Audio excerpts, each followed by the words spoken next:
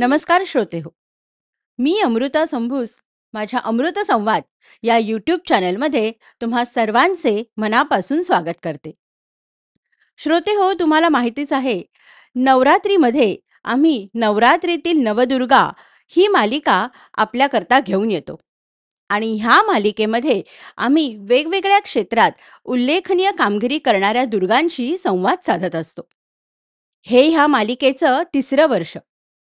गेल्या वर्षी सुद्धा तुम्ही ह्या मालिकेला भरभरून प्रतिसाद दिलात, त्याबद्दल तुमचे मनापासून आभार. नमो नमः सर्वेभ्यः. सर्वेभ्यः भवद्भ्यः अहं स्वागतं करोमि. अद्य नवरात्रस्य प्रथमदिनम् अस्ति. आज मी तुमच्याशी संवाद साधताना संस्कृत भाषेतून सुरुवात केली. कारण नवरात्र म्हटलं की आपण देवीची जी स्तुती करतो, कवन गातो, जी काही स्तोत्र म्हणतो, ती सगळी संस्कृत भाषेमध्येच आहेत. आणि आज आपण ज्या दुर्गेशी संवाद साधणार आहोत, त्या ज्येष्ठ संस्कृत भाषेच्या शिक्षिका आहेत. आणि त्यांचं वय जर का मी तुम्हाला सांगितलं, तर तुम्हाला विश्वास बसणार नाही बरं का. त्यांचं वय हे फक्त, नीट ऐका हां, त्यांचं वय हे फक्त 99 आहे. हो, 99. जसा नवरात्रीमध्ये 9 हा आकडा आहे, तो त्यांच्या वयात 2 वेळा आहे. 99. आपण म्हणतो ना, age is just a number, आणि त्या पूर्ण करत आहेत आयुष्याची वर्ष 100, ती पुढल्या वर्षी. तर अशा ह्या संस्कृत शिक्षिकेशी आपण संवाद साधणार आहोत. त्यांचं नाव आहे लीला श्रोत्री मॅडम. चला तर मग त्यांच्याशी आपण संवादाला सुरुवात करूया. नमस्कार श्रोत्रीबाई. तुमचं अमृत संवाद या माझ्या यूट्यूब चॅनलमध्ये मनापासून स्वागत. धन्यवाद. बाई, मला सर्वात पहिले तुम्हाला विचारायला आवडेल की तुमचं बालपण कुठे गेलं आणि शालेय व महाविद्यालयीन शिक्षण कुठे झालं? बालपण उरण आणि पेण. हां. उरणला अर्धी 6वी आणि बाकी सगळं शिक्षण मग पेणला. फायनल झाले. 14 वर्षाचे होते तेव्हा. आणि आता हायस्कूल वडील बोलले बाद झालं शिक्षण, आता नाही कर, आईजवळ काम करायला पाहिजे. थोडंसं रडायला आलं. बट मी काम करीन आधी, आणि काय थोडा जो काही मला वेळ मिळेल तेवढ्यात मी अभ्यास करेन. मला तुमचा तो टक्के नको, तुमचे हे नको, पास झाल्याशी कारण, एवढंच माझं हे होतं. मग त्याप्रमाणे मला मग जायला मिळालं. काम म्हणजे किती, शेणाचं सारवणं, 3-3 खोल्या. अरे बापरे. हो, आणि असं राहत नाही विहिरीला, हां. आणि ते शेंदून पाणी काढायचो, अच्छा. कपडे धुवायचे. हां. गावाच्या बाहेर शाळा, अरे तर बापरे. तिकडे शाळेत चालत जायचो. आणि घरातली सगळी कामं करून कामं शाळेत करून, जायचं. हो. नाही तर मग आई तरी एकटी काय करणार, नाही 12 भावंड होतो आम्ही एकूण. अच्छा. आता फक्त 2 जणी आहोत. ओ. मी सगळ्यात मोठी, आणि हां. दुसरी आहे ती माझ्यापेक्षा 13 वर्षांनी लहान आहे. अच्छा. पुण्याला आहे ती पण सगळं करते. अच्छा. भजनाचे क्लास, अमकं तमकं, गायनाच्या परीक्षा दिल्यात, हां. सगळं काय आहे. अच्छा. पण मग तुम्हाला संस्कृत भाषेची आवड कशी निर्माण झाली आणि कधी निर्माण झाली? ते शाळेत सांगता असतानाच? नाही, काय झालं, शाळेत असताना हां. संस्कृतच्या परीक्षेमध्ये 100 पैकी 82 मार्क मिळाले, अरे वाह! आणि एक्सलंट शेरा. हां. तर मी म्हटलं वा, एवढंसं कर, मी अभ्यास करायला मला वेळ पण नसतो. हं. पण मग त्याच्यातच मला एवढे मार्क मिळाले म्हणजे काय, मी सहज शिक्षिका होऊ शकेन असं. अच्छा. आणि शिक्षिका का व्हावं लागलं ह्याचं वेगळं आहे. हं. ते ह्याच्यामध्ये कशा गॅदरिंगमध्ये छोटे छोटे संवाद, हां. त्याचाच एक भाग घेतला होता. हां. गमतीची बेरीज. अच्छा. फळ्यावरती लिहिलं गमतीची बेरीज. हां. 9 अधिक 6 हं. उत्तर काढायचं. जवळ घड्याळ होतं. हं. सगळ्या मुलांचं झालं, त्याने हे टाकलं. हे काय, ही एकच मुलगी अशी काय बसले? हं. आमचं तर केव्हाच झालं. हं. तर तिचं उत्तर बाईने विचारल्यावर ती म्हणली, माझं उत्तर 15 नाहीये, हं. माझं उत्तर 3 आहे. अच्छा. कसं सगळ्या काय? हो हो हो हसायला लागल्या. हां. हसता कशाला तुम्ही, मी समजून देते ना. हं. 3 उत्तर मी कसं काढलंय ते. 12 नंतर आपण 13 वाजले म्हणतो का? नाही. 14 वाजले म्हणतो का? नाही. 15 वाजले म्हणतो का? ते घड्याळचं वेगळं असतं. पण बरोबर. साध्यापणे असं आपण म्हणत नाही. हो. मग त्याप्रमाणे 3 उत्तर येतं. अच्छा. 3 वाजले. मग सगळ्या जरा थोड्याशा खजील झाल्या, हसल्या होत्या सगळ्या त्या. मी म्हटलं असे हुशार मुलं आपल्याजवळ पाहिजेत तर शिक्षिका व्हायला पाहिजे. त्याच्याशिवाय विद्यार्थी कसे भेटतील? बरोबर, बरोबर. तेव्हा ती झाली. आणि अच्छा. हायस्कूलमध्ये ते सांगितलं ना, मार्क मिळाले, हो, हो. संस्कृती शिक्षिका व्हावंच वाटलं. अच्छा. पण मग जेव्हा तुम्ही संस्कृत शिकलात, तेव्हा सुद्धा तुम्हाला सुभाषितं ही पाठांतराला होती का शाळेत? का होतं? अच्छा. भाषांतर एवढे परिच्छेद होते, हां. मराठीचे संस्कृत. अच्छा. त्यावेळेला होते. आता कुठे काहीच नाही. आता प्रश्न असतो एस-एस-सीच्या पेपरचा, मुलं सोडतच नाही. त्याला किंवा घालतात. बरोबर. मग काय, मग कशाला? मग त्यामुळे ते भाषांतर त्यांना नकोच असतं काही. मग भाषांतर नाही, मग तुम्ही बोलणार कसं? बोलणार कसं? बरोबर आहे. हा प्रश्न येतो. पण मग जेव्हा तुम्ही संस्कृत शिकत होता, तेव्हा तुम्ही म्हणजे शाळेत ज्या शिक्षिका शिकवायच्या तुम्हाला संस्कृत, तर तेवढ्यापुरतंच मर्यादित होतं का तुम्ही कुठे संस्कृतच्या क्लासला पण नाही, जात होतात? नाही. क्लासला नाही. क्लास कसलं, शाळेत जायला पंचायत होती. मग जेमतेम ते स्कॉलरशिप मिळून झालं ना, हां. हे करून असं. अच्छा. ओके. 5 वर्ष एकूण हायस्कूलची. ओके. 2.5 वर्ष. हां, 2.5 वर्ष फ्रीशिप, हां. 2.5 वर्ष हाफ फ्री. अच्छा. असं ओके. करून. फ्रीशिप आधी होती. हां. पुढच्या ह्याच्यासाठी नाही, ते हाफ हाफ. असं होतं ते. अशा करून ते शिक्षण असं झालंय. पण मग आपण संस्कृत भाषा शिकवावी, हे तुमच्या मनात कधी आलं आणि वयाच्या कितव्या वर्षापासून तुम्ही संस्कृत भाषा शिकवताय? ते भाषा म्हणजे ते 8वीत होते ना, हां. तेव्हा तर संस्कृत होतं आम्हाला. मग ते बरोबर. मी ते 82 मार्क मिळाले, हो, हो, हो. सैरा मिळाला हो. चांगल्या. एक्सलंट म्हटलं म्हणून. आता हे पण आपण चालू करायचं. अच्छा. आणि भाषांतर होतं ना, एवढे मोठे-मोठे पीसेस होते. मराठीचं संस्कृत. संस्कृतमध्ये. जेव्हा संस्कृत शिकवायला सुरुवात केलीत, हां. तर ते तुम्ही घरी मुलांना शिकवायला सुरुवात केलीत का तुम्ही कुठल्या नाही, शाळेमध्ये आधी जाऊन? शाळेमध्ये. शाळेमध्ये. नंतर मग घरी. मग कोणत्या शाळेत शिकवत होतात संस्कृत? शिवसमर्थ शिवसमर्थ. त्याच शाळेमध्ये होते ना अच्छा. मित्र. हायस्कूल झालं 77 साली आमचं. हां. तेव्हा मग संस्कृत आलं ना, बरोबर. मग तेव्हा शिकवलं. अच्छा. बाई तुम्ही आत्ता 99 वर्षाच्या आहात आणि ह्या वयात सुद्धा तुमच्या घरी अजूनही विद्यार्थी शिकायला येतात. आत्ता सुद्धा एक 10वीची विद्यार्थिनी तुमच्याकडे संस्कृत भाषा शिकायला येते. तर ह्या वयात सुद्धा आपण संस्कृत भाषा शिकवावी, हे असं तुम्हाला का वाटतं? आतापर्यंत विद्यार्थ्यांच्या अनेक पिढ्यांशी संबंध आलाय माझा हं, आणि अजून येतोय. हं. आजच्या तरुण पिढीची तर माझी नाळ कायमची जुळलेली आहे. आणि तेच मला ही ऊर्जा पुरवतात. बरोबर. त्यामुळे मी संस्कृत शिकवू शकते. पण मग आता तुमच्याकडे किती विद्यार्थिनी आहेत? आता सध्या एकच ना, मध्ये मला फोन येत होते, हां. पण मी आजारी होते. अच्छा. त्यामुळे मग आपण कशाला हो म्हणायचं ना, बरोबर. म्हणून मी नाही काही हे केलं. अच्छा. ती माझी मुलगी तर सारखी ओरडायची, "सोडून दे, सोडून दे." पण नंतर तीच म्हणाली, की "नाही, नाही बाबा, घे बाई तू शिकवण्या. मग तुझा ते चेहरा तुमचं तरी टॉनिक आहे कारण. तुझा तर हे बरं वाटतं, चेहरा तरी बघावासा वाटतो." बरोबर. कारण शिकवणं हे तुमचं टॉनिकच आहे आणि ते तुमच्या रक्तात भिनलेलं आहे हो. शिकवणं. मी सगळं फुकटच घेत होते. अच्छा. एक म्हणजे मी 8वी पासून एक तुकडी, 8वी हां. पासून 12वी पर्यंत हां. फुकट शिकवलं. अच्छा. पण अनुभव काय आला, कधी हं. दांड्या मारतात, कधी मग मला त्याच्यात मजा नाही वाटत काही. बरोबर, मग असं ठरवलं काहीतरी कमीत कमी पैसे घ्यायचे. बरोबर. मग आता सबंध वर्षाचे ₹3000 8वीचे घेते. अच्छा. काहीच नाही. काही खूप नाही, कमी आहे. 9वीचे 3600 अच्छा. आणि 10वीचे 4000. ओके. बस, मग तर काय, गरीब आणि काही पोरं असतील त्यांना फुकट शिकवायचं. अच्छा. मोलकरणीचे मुलं आहेत समजा, ते आले त्यांना आवड आहे, हे बरोबर. करतायत असं. हां. पण आता मला काय अनुभव आला माहितीये का? हं, हं. या पालकांना काय वाटतं, हं. पोरं यंत्र आहेत का? किती क्लासेस लावाल तुम्ही? तर माझ्याकडे 8वीचे काळ गेल्या वर्षी 3-4 मुलं येत होती ना, हां, हां. 4 तास क्लासला जाऊन माझ्याकडे येत होते. अरे बापरे! बघ ना, मग आता मला सांग तू कशी मजा वाटेल? आणि त्याच्या आधी त्यांची शाळा. हो. कसं काय होणार सांग ना? काहीच नाही त्याच्यामध्ये. बरोबर मग आणि मग अभ्यास मजा लक्षात नाही नाही वाटत आहे. राहणार. आणि मग आता त्यांना कसं ओरडायचं? हे घरचा अभ्यास नाही केला म्हणून. त्याने बरोबर. वेळ तरी कुठून आणणार ते? कुठून आणणार? अगदी खरं. पालकांना कळायला पाहिजे. तुम्ही केलं होतं का तुमच्या वयाला? हा पण थोडा विचार करायला पाहिजे. असं अगदी कसं करून खरं. चालेल मग? बरोबर आहे. आणि त्याच्यातच तबल्याचा क्लास. तबल्यात आणखी त्याच्यातच त्या वाद्याचा क्लास. अरे काय हे? इतर ॲक्टिव्हिटीज. मग गेल्या वर्षीची मजा. हं. एक विद्यार्थी म्हणजे माझ्याकडे येत होता ना, आणि ही आता येते ती मुलगी हां. 2.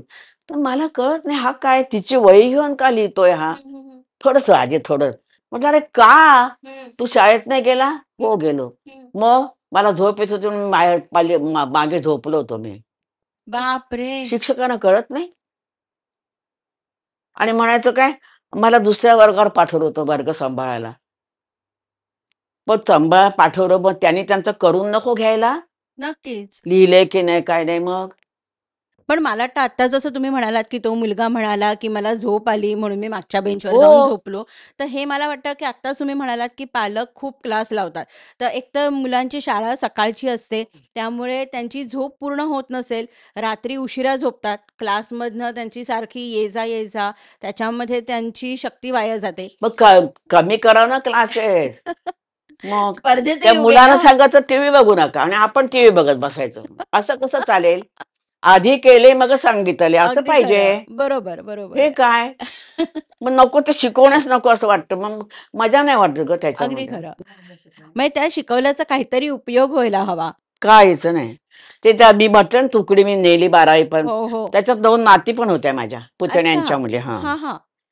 ओके. मला आता एक सांगा बाई, आता जसं संस्कृतच्या परीक्षा असतात, शाळेमधनं बऱ्याच परीक्षांना बसवलं जातं. तर तुम्ही जेव्हा संस्कृत शिकलात, तर तेव्हा सुद्धा अशा संस्कृतच्या परीक्षा असायच्या का? नाही तेव्हा नव्हत्या. तेव्हा नव्हत्या. म्हणजे मला ते आठवत तर काही नाही बाबा. हां, हां. पण मग तुम्ही तुमच्या विद्यार्थ्यांना नेहमी असं सांगायचात का, की तुम्ही संस्कृतच्या परीक्षेला बसा, की ज्यानी तुम्हालाच फायदा होईल, तुमचं पाठांतर चांगलं होईल. मग तुम्ही पण बसवलेलं तुमच्या हो, विद्यार्थ्यांना? मी 50 वर्ष फुकट शिकवलंय. अच्छा. हो. संस्कृतच्या म्हणजे परीक्षांचं. 22 वर्ष नोकरी. हां, तेव्हा पण जादा क्लास घ्यायची हां. आणि मग 28 वर्ष मुद्दाम जात होते शाळेत. अच्छा. हो, 50 वर्ष मी ह्या सगळ्या परीक्षा घेतल्या. गणिताच्या परीक्षा, संस्कृतच्या सगळ्या. पण त्यांच्याकडनं पैसे कसले घ्यायचे? फी त्यांची जी असेल परीक्षेची ती. परीक्षेची. हां. शिकवण्याचे पैसे नाही घेतले मी. अच्छा, ओके. 50 वर्ष शिकवलं. वाह!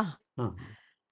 मला एक प्रश्न नेहमी पडतो, की आता जसं की हल्लीची पिढी तुम्ही बघाल, तर बरीच मुलं आहेत, ती मातृभाषा तर बोलत नाहीच. घरी पण मातृभाषेमध्ये बोलणं हे फार कमी झालंय. पालकच कुठे बोलतात? हो, नाहीच आता मी बोलत. माझं सांगते. माझी मुलगी तिचं मुलगी आहे, तिची मुलगी अमेरिकेत आहे हां, आणि मुलगा इंग्लंडला आहे. हां.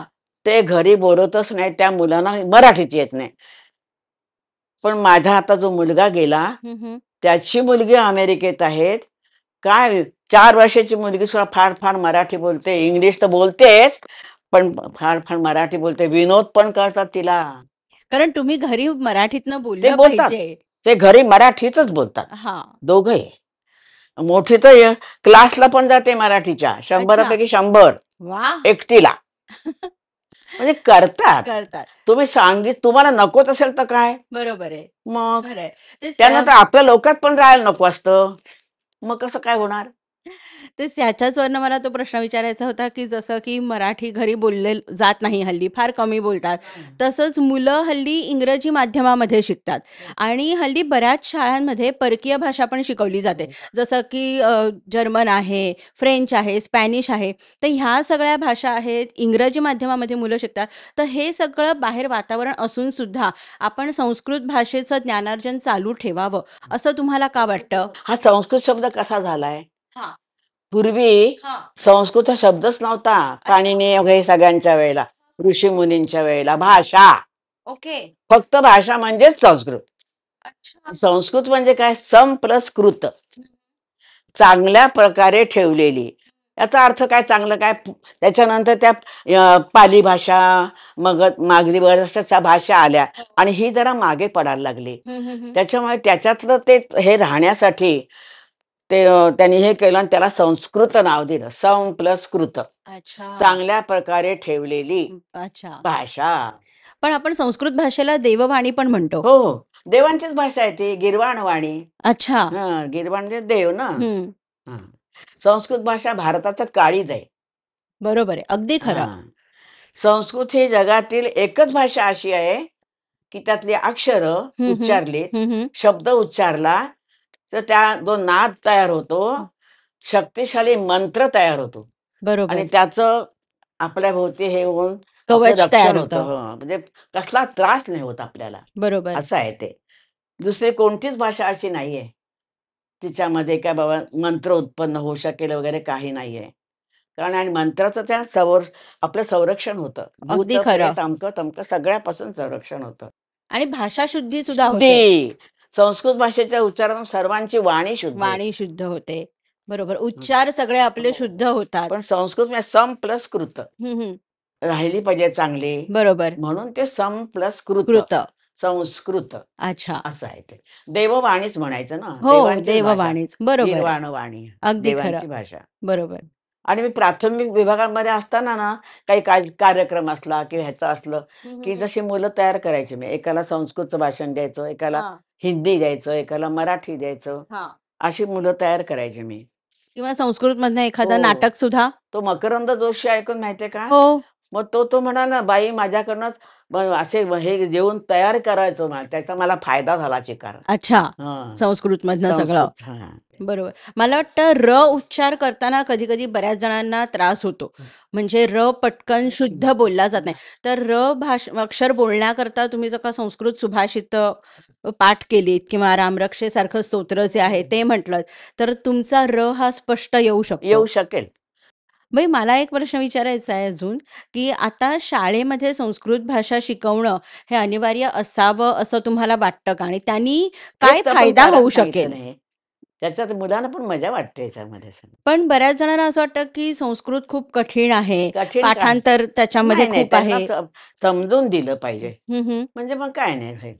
पण ते मुलांकरता म्हणजे आता जसं की 6वी पासनं 7वी पासनं जर का शाळेमध्ये चालू केलं किंवा काही-काही आता शाळेत आहे. 8वी पासनं हां. पण आहे. पण त्याचा मग मुलांवरती किती चांगला परिणाम होतो किंवा त्यांच्या वाढीवरती, त्यांच्या तर ते मानसिक वाढीवर? आवडीवरती आहे. जर हं, हं. आवडतच नसेल तर काय मग?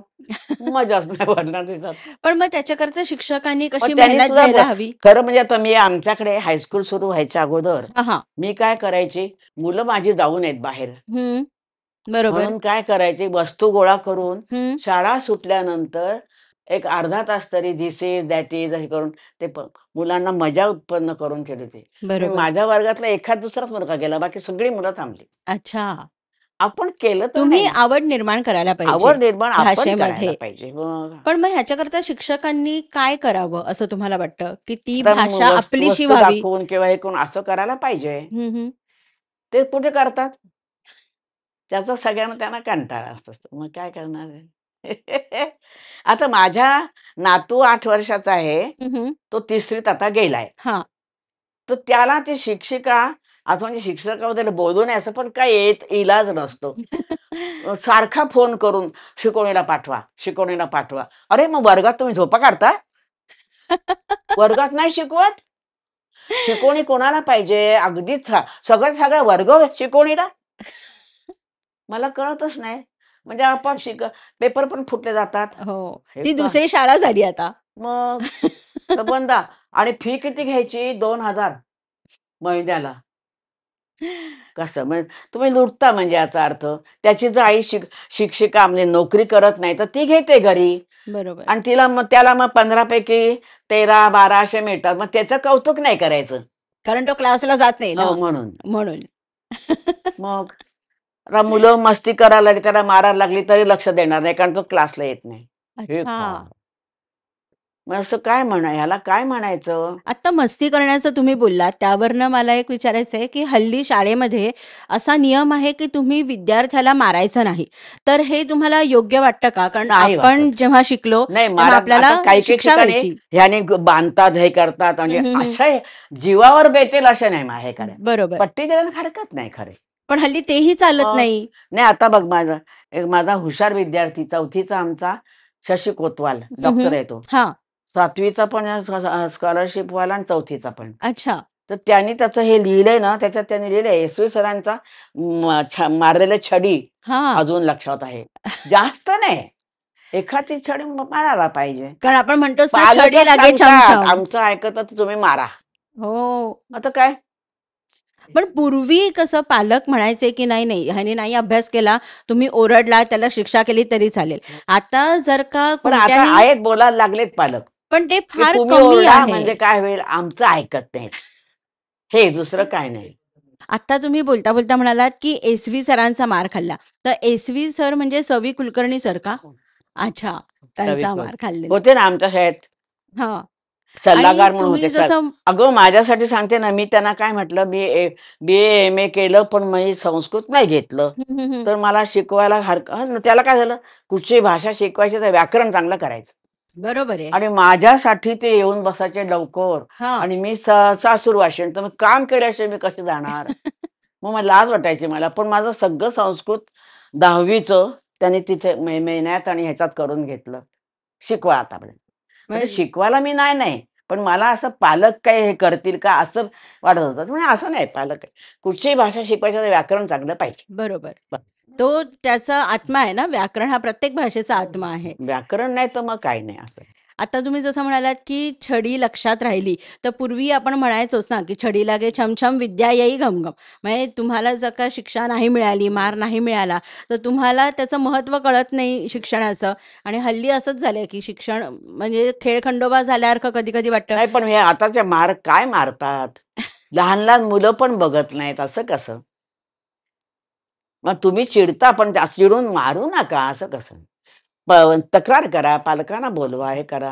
पण हल्ली आता मारायला दुसरं, बंदीच आहे. माझा नातू आता 38 वर्षाचा आहे. हां. शाळेत असताना त्याची तक्रार आली, हं.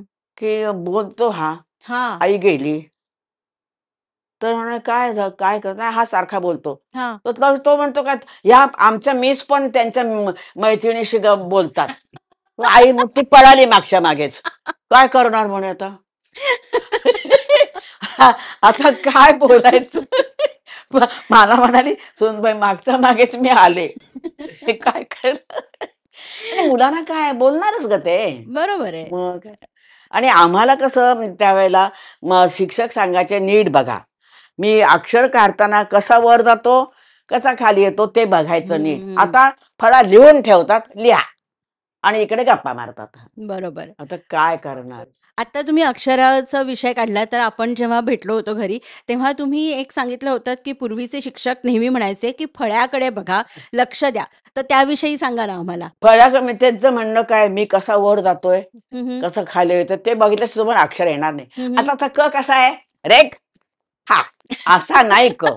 इथून जी सुरुवात केली की वर गेलो को पुन्हा खाली आलो को पुन्हा वर आणि असा न थांबता क झाला पाहिजे. हात न उचलता. मग कसा तर काढायचं ते सुद्धा आहे ना. मी त्यांना सांगते व प काढतात का म काढतात काही कळत नाही तुमचं.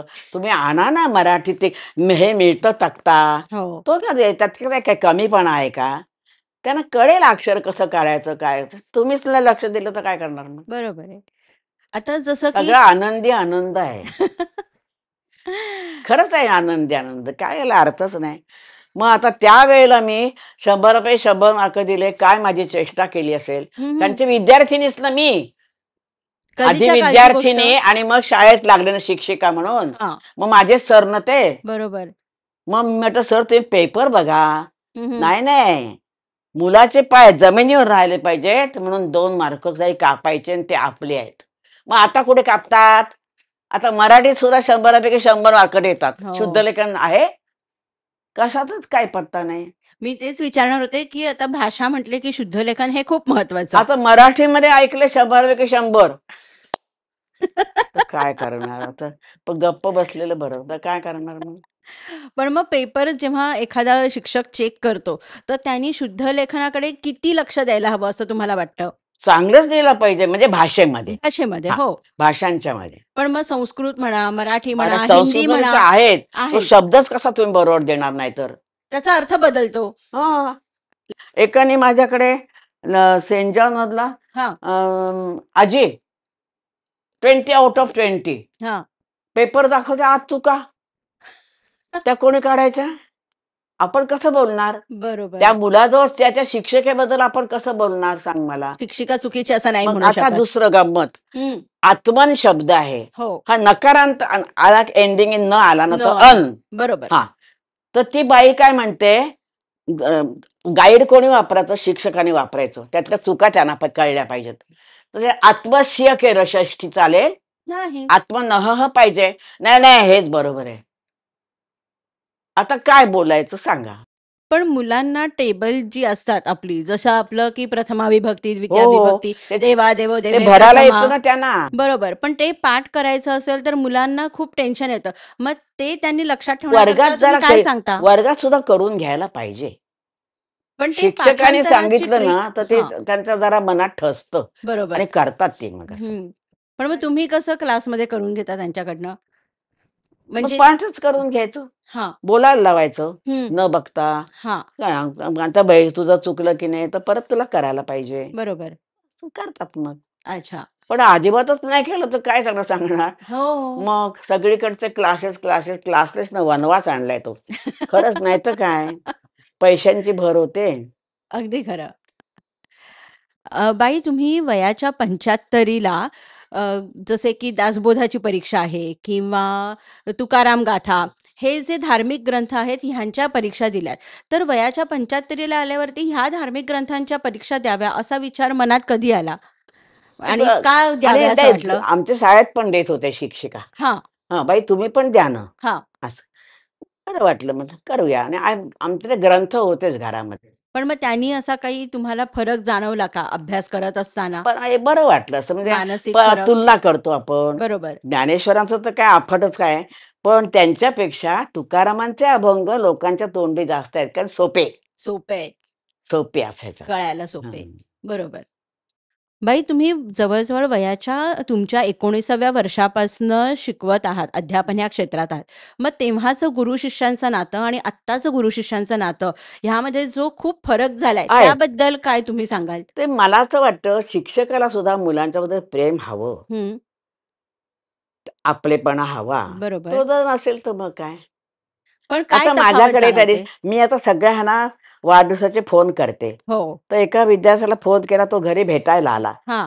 तर मुलगी होती माझी आणि तो आला म्हणाले, ताई तुम्हाला माहिती नाही आम्ही क्लासला पण घरी येत होतो. हं. पावसात भिजायचो. पण आजीने असं कधी नाही म्हटलं, "घे रे हात टावेल आणि डोकं पुस." स्वतः आमचं डोकं पुसायच्या. म्हणजे आईच व्हायचात तुम्ही हो, त्यांची. आईसारखं हे प्रेम पाहिजे असं काय. पण आत्ता जे आता की ते ती तुकडी म्हटलं ना मी तुला हो, 6 हो, वर्ष हो. मिळाली. हो. तर असं काय झालं, जाऊ दे गं शाळेत माझी आई आहे ती करेल. अच्छा. आणि दुसरं मजा सांगते, एक विद्यार्थी आहे तो मुलांना सोडतो. हं, त्याच्या हं. हे आहेत गाड्या वगैरे हं, असे. हं. तर त्याचं लग्न होतं. हं. तर ते बरेच भाऊ आहेत. तर त्या बाई काय म्हणाल्या आई त्याची, "बाई तुम्ही बसा आई म्हणून." म्हटलं, "अहो, नाही मग माझे 4-5 मुलांचं मी केलंय आणि तुम्ही शाळेत तुम्हाला आईच म्हणतात ना." मग ते भोजन असतं हो, नाही का, हो. मग तिथे तुम्ही बसा. किती छान. भाग्यवान आहात तुम्ही. पण आत्ता जी तफावत आहे, की जसं की पूर्वी आपल्याला कसं आपल्या शिक्षकांबद्दल, गुरुजनांबद्दल एक भीती होती, आदरयुक्त भीती होती. आपण मस्ती करायचो नाही आणि हल्ली कसं शिक्षकांविषयी तेवढा आदर राहिलेला ती नाहीये. गलतवाली पण पण करतात. मग हे तुम्हाला हा जो फरक आहे, त्याविषयी तुम्हाला काय सांगावसं वाटतं? आणि हा बदल का झाला असावा, असं तुम्हाला वाटतं? आपुलकी नाही. हं, शिक्षकांना सुद्धा विद्यार्थ्याबद्दल आपुलकी हवी. हं. तुम्ही जर प्रेम दिलत त्यांना तर कळ. बाई आता तुम्ही आम्हाला सांगताय, की तुम्ही 99 वर्षाच्या आहात म्हणून आम्ही विश्वास ठेवतोय. पण तुमच्या ह्या वयात सुद्धा जे तुम्ही अक्षरशः 9 वर्षाच्या मुलीला लाजवेल इतक्या तुम्ही ॲक्टिव्ह आहात. तर हे तुमचं निरोगी आरोग्याचं रहस्य काय? शिवम. अच्छा. हो. म्हणजे युरिन थेरपी. बरोबर. युरिन थेरपी त्याचं. हां. 84 सालापासून घेत. अच्छा. ओके. 85 ला रिटायर झाले. हां. तर 84 पासून त्याच्या आधी घेत होते, पण सातत्य नव्हतं. हं, हं, हं. 84 सालापासून सतत म्हणजे. घेताय. हं. पण मग हे तुम्ही कुठे वाचलं होतात का हो, कोणी तुम्हाला पुस्तक आहे त्याचं. सांगितलं? पुस्तकातच सगळं आहे ते. अच्छा. कसं घ्यायचं आणि शंकर घ्यायचे ना शंकर. हो. आणि आपल्या इथे हे कोण गं ते 98 वयाला गेले? मोरारजी मोरारजीभाई देसाई. देसाई. मोरारजी देसाई. त्यावेळेला डोळ्यात पण टाकायचे. अच्छा. दमून आल्यानंतर हां. उन्हातून पण आता ऑपरेशन केल्यानंतर टाकायचं की नाही माहिती नाही. दोन्ही बरोबर. डोळ्यांचं ऑपरेशन झालेलं आहे. त्यामुळे डोळ्यात नाही हां. टाकत. मग ह्या वयात सुद्धा तुम्हाला एकही गोळी नाहीये. आहे. आता मुलगा गेला ना, हं, हं, हं. तर त्याच्यामुळे मला थोडंसं बीपी. अच्छा. हं. ओके. पण पण ती त्याने एकुलती काय एकच मला गोळी सांगते आहे. तुला, त्याने आधी गोळी दिली ती ना, हां. ती काहीतरी खाल्ल्यावर घ्यायची होती हां. आणि आता दिले ती आधी खायची आधी घ्यायची आणि मग खायचं. मग ते काय वाढू नये म्हणून का काय ते माहित. अच्छा. आणि डॉक्टर म्हणजे मला डॉक्टरचा पैसा खर्च करायला लागत नाही. मुलीचा भाचा आहे. अच्छा. तो आहे काय म्हणायचं मेडिकल ऑफिसर. ओके. हां.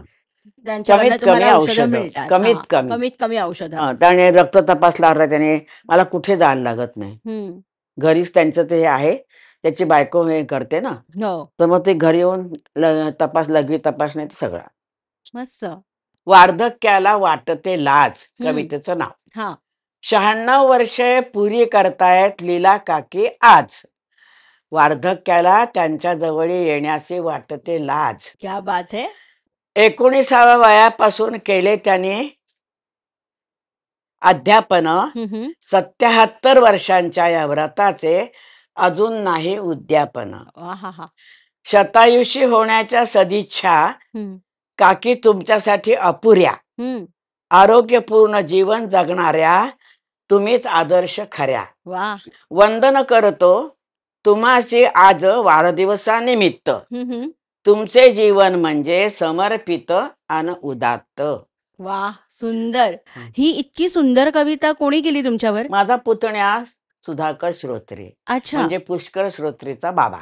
ओह! अच्छा, अच्छा. आणि ही म्हणजे तेव्हा तुम्ही 96 वर्षाच्या हो होतात. तेव्हा त्यांनी तेव्हा ही केली. केलेली कविता आहे. आणि वाह! त्यावेळी तो घरी आला होता, ते त्याने मला हातात पण दिले त्यांनी. अच्छा. वाह! आला वाह! म्हणजे काय म्हणून नाही काकी मी ठाण्यामध्ये येणार आहे. हां. आमचं एक मंडळ आहे. हां. त्याच्यात एकाचे 90 झाले. हां. तो समारंभ आहे. तर जेवण-बिवण सगळं झालं की तुमच्याकडे येऊ. अच्छा. मग त्यावेळेला माझ्या हातात दिलं आणि ते गंमत त्या दिवशी काय झाली, हां. गाड्या 2 उभ्या. हां. तर बिळातनं कसे उंदीर येतात, तसं बाई एक आला, दुसरा आला, भुरू 8-10 जण आले. त्याच्यात 3-4 बायका होत्या. हां. त्यांना म्हणाले, "तुमचे काकी कशा दिसतात? 96 वर्षाचे आम्हाला बघायचंय." ओह! म्हणून ते आले होते. वाह! बाई आता शारदीय नवरात्र चालू आहे, तर तुम्ही आपल्या महिलांना काय संदेश द्याल? ते सारे दिवस उत्सवाचे, आनंदाचे, पण कधी-कधी त्याचे उन्मादामध्ये रूपांतर तर होत नाही ना, हे बघायला पाहिजे. बरोबर. अशी भीती वाटते म्हणजे. हं, हं. खरं तर शारदीय नवरात्र म्हणजे देवीचा जागर, अगदी खरं. स्त्री शक्तीचा जागर. हं. या देवी सर्व रूपेषु शक्तिरूपेण संस्थिता, बुद्धिरूपेण संस्थिता. अशी आराधना करणाऱ्या देवीकडे मागणं मागायचं ते शक्तीचं. बरोबर. आपले आणि आपल्या कुटुंबाचं आरोग्य जोपासायचं व्रत घ्यायचं. शारदीय नवरात्रानिमित्त महिलांना संदेश या सणानिमित्त देवी दुर्गाच्या नवरूपात प्रेरणा घेऊन आपल्या जीवनात स्त्री शक्तीचा आदर करा. हं. आणि त्या गुणांना स्वतःमध्ये उतरवा. बरोबर. आणि या काळात सकारात्मकता, शक्ती आणि सुखी जीवनाची प्रार्थना करा. करा. आता शिक्षकी पेशामध्ये ज्या शिक्षिका आहेत किंवा ज्यांना ह्या क्षेत्रामध्ये यायचंय, करिअर करायचंय, शिक्षक व्हायचंय, तर त्यांना तुम्ही काय सल्ला द्याल? त्यांनी काय पूर्वतयारी करून ह्या क्षेत्रामध्ये यायला हवं? हो, बरोबर आहे. पूर्वतयारी करून यायला पाहिजे. मुलांच्याबद्दल प्रेम पाहिजे. हं, हं. समजून देण्याची ही पाहिजे. हं. कारण सगळ्याच मुलांना पटकन कळतं असं नाही. अगदी खरं. मग ती जी मुलं बाजूला घेऊन त्यांना वेगळं समजून द्यायला पाहिजे. हं, हं. आणि त्यावेळेला मग दुसऱ्या मुलांना तुम्ही काहीतरी हे द्या, लिखाणाचं काम वगैरे असं. म्हणजे बरोबर. त्यांचं पण काम होऊन जाईल असं. तर श्रोते हो, आज आपण ज्या दुर्गेशी संवाद साधला, त्या 99 वर्षाच्या लीला श्रोत्री मॅडम, ज्या संस्कृत भाषेच्या शिक्षिका आहेत आणि ह्या वयात सुद्धा तुम्ही बघितलंत की त्या किती स्पष्ट बोलतायत, उच्चार स्पष्ट आहेत, सगळं त्यांच्या लक्षात राहतं. नाहीतर आत्तासुद्धा ह्या वयात आपल्याला बऱ्याच गोष्टी विस्मृतीत जातात, आपल्या लक्षात खूप कमी राहतं. तर श्रोत्रीबाई, तुम्ही वेळात वेळ काढून माझ्या अमृतसंवाद या यूट्यूब चॅनलवरती आलात आणि इतक्या छान दिलखुलासपणे तुम्ही संवाद साधलात. सगळ्या श्रोत्यांना खूप छान मार्गदर्शन केलंत. त्याबद्दल तुमचे मनापासून आभार. धन्यवाद. तर श्रोते हो, आपण आता उद्या भेटणार आहोत एका नवीन दुर्गेला. पण तोपर्यंत आपली त्रिसूत्री विसरायची नाही. कुठली? लाईक, शेअर आणि सबस्क्राईब. कोणाला करायचं? तर अमृतसंवाद या माझ्या यूट्यूब चॅनलला. तर उद्या भेटूया एका नवीन दुर्गेला. तोपर्यंत नमस्कार.